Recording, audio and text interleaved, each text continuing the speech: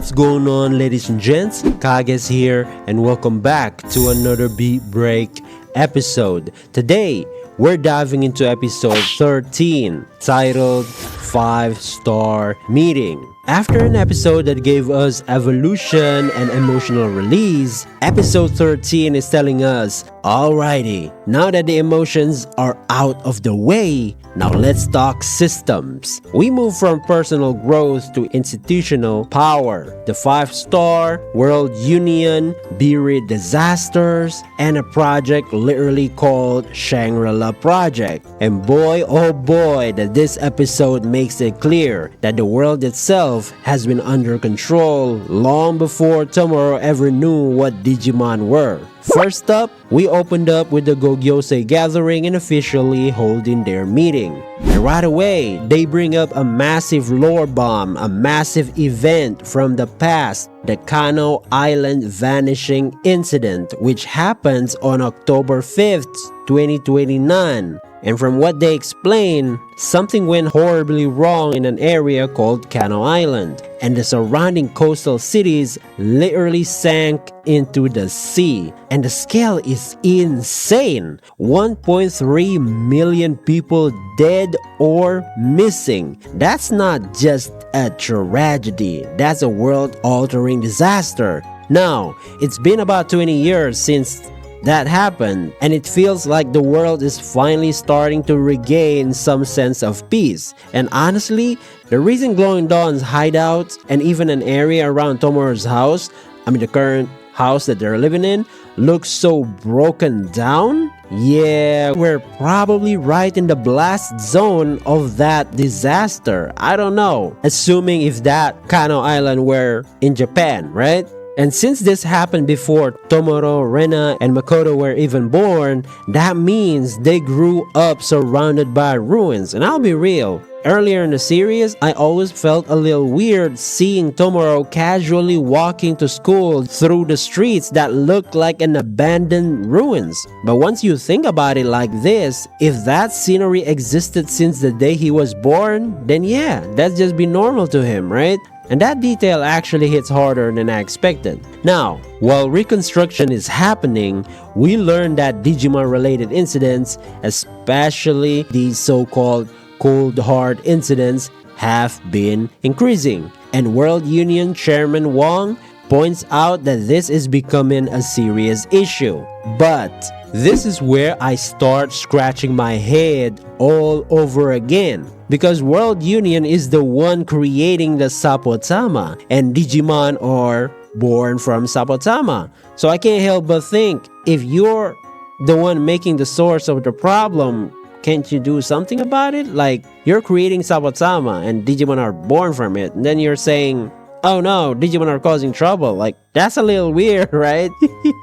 Of course, probably we're just not getting the full details about everything right now, yet, as of now, right?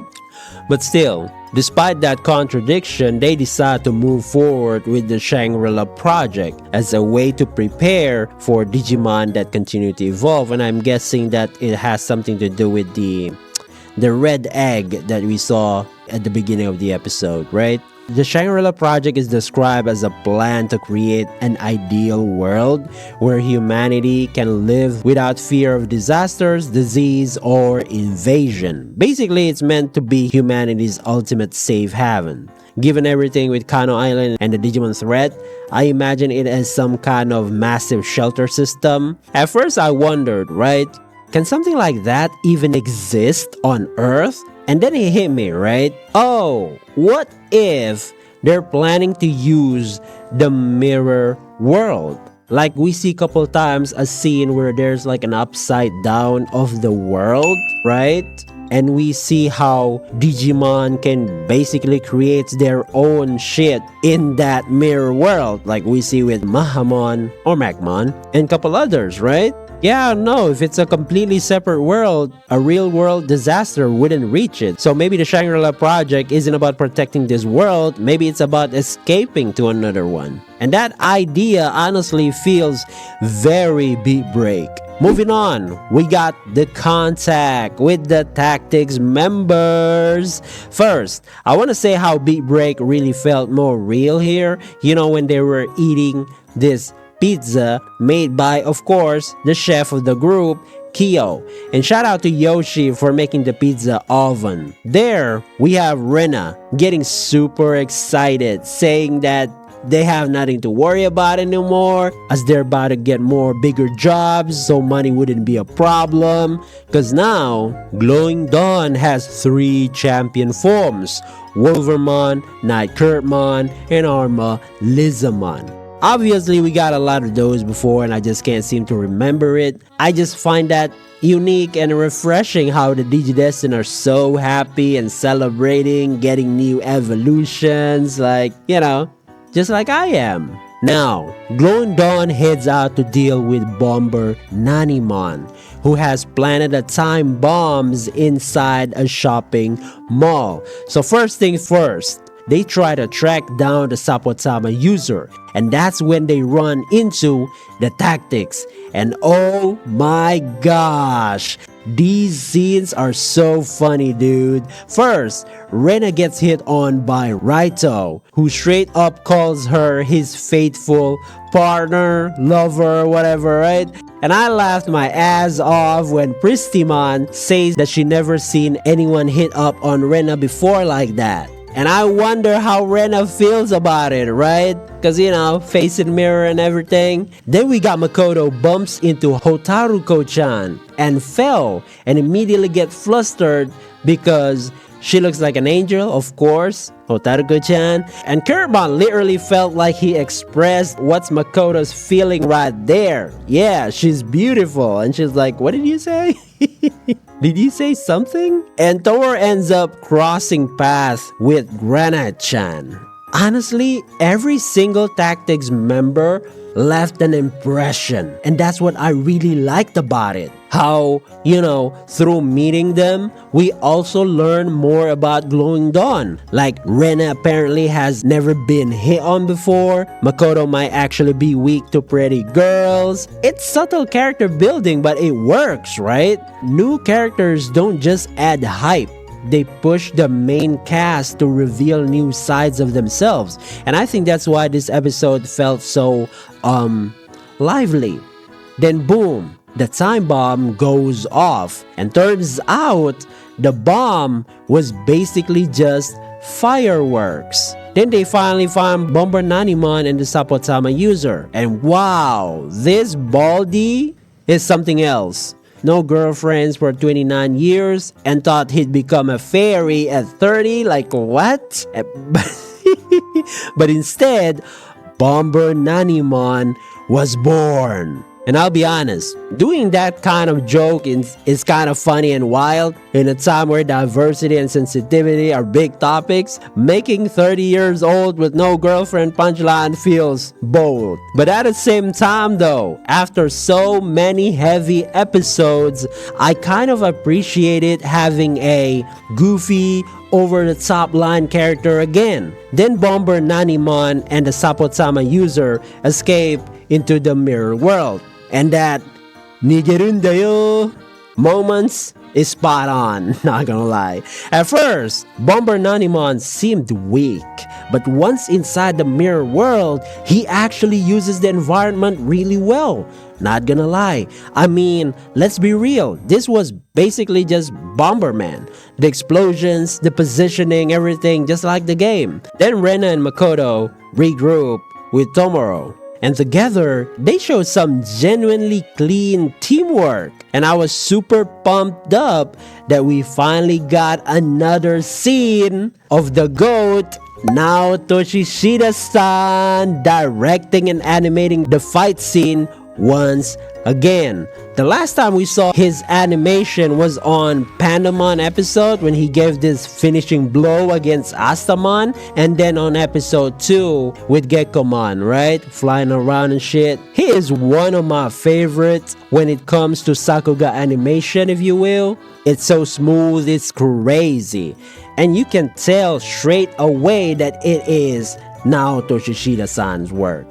Like, remember in Ghost Game when they were fighting that the tree Digimon, Cherry Blossomon? Yeah, and he did a lot on Adventure 2020 with the one that Ogremon evolves into. I don't really remember the name. And through his immaculate animation, first we get to see Kurtmon's Shadow Arts. Amazing combo. Then Rapid Burst by Wolvermon. And look at this insanely beautiful frames, dude. 1, 2, 3, 4, 5, 6. And then the impact frames is mind-blowing. Then of course, another one of Armor Lizamon's Neutron Laser. Even though it's not over-the-top situation, emotional, or anything like that, Naoto Shishida-san still cooks it harder than ever. And I'm telling you, he never missed. And yeah, that was cool. And we get multiple shots of Arma Lizamon's back. And not gonna lie, he looks like a mini dragon. It's so cute. And after the fight, Tactics intercepts the fleeing Sapotama user, and Raito absolutely wrecks him because of his clothes got dirty. The Sapotama is then taken away by Monodramon, and I've gotta say, I like Shakomon here, so seeing it as Hotaruko's partner made me really happy. Shakomon is underrated. Can't wait to see what it'll evolve into. And also Monodramon's voice took me by surprise, dude. And obviously, Granite-chan throwing Ludomon like that is so cool, man. And between Shakomon and Ludomon's blocking attacks, you can tell right away, Tactics is no joke. They just feel strong. And from what we saw on this episode, and also on the key arts, Pristimon will be against Ludomon, right? And that actually made me really happy. Because, you know, Ludomon is one of the Digimon that got this higher defense throughout his evolution line. And seeing how Wolvermon, of course, she got a lot of arsenal in her, a lot of moves, right? But it's not that the power was not in there, especially against Ludomon. But seeing that matchup between them, oh, we can already tell that Wolvermon Ultimate are gonna be more of a powerhouse, right? I don't know, we'll see. And soon after they withdraw, we get a scene from Tactics' perspective, and Seraphonite immediately starts power harassing everyone. You're 3 minutes late, explain.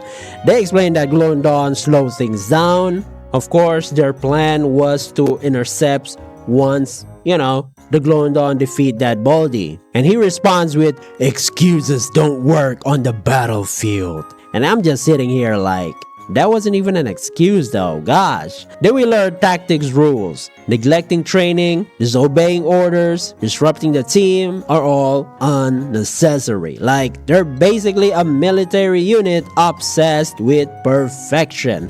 And it turns out Tactics, led by Seraphonite, is being managed by Clay of the Earth Star, one of the Gogyosei. Since Clay mentions that Sapotama users still have value, it feels like he's using Tactics to gather people for some bigger plan. I don't really know if it's a shady jobs like his own agenda, or is it an orders from the chairman.